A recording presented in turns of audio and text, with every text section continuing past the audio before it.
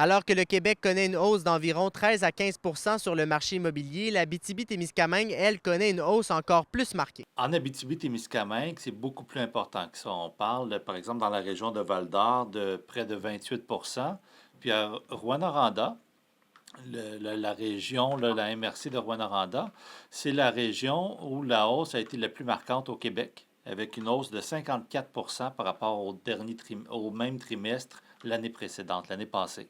Donc 54 d'augmentation des ventes à Rouyn-Noranda. On parle de 91 ventes de propriétés unifamiliales. Certains critères, notamment les récentes baisses du taux directeur, favorisent l'achat d'une nouvelle propriété pour des acheteurs de la région. La baisse du taux directeur de 75 points là, depuis le début de l'année a fait une grosse différence au niveau de la confiance des consommateurs. Donc, les gens ont repris confiance pour l'achat d'un bien important, dont les propriétés. Donc, la vente des immeubles, principalement résidentiels, va très, très bien. Les paiements d'hypothèque peuvent être étalés sur 30 ans afin d'aider les consommateurs dans l'achat de leur propriété. C'est une bonne nouvelle qui aide à renforcer le sentiment là, de confiance des consommateurs, mais les gens ne vont pas encore jusqu'à 30 ans.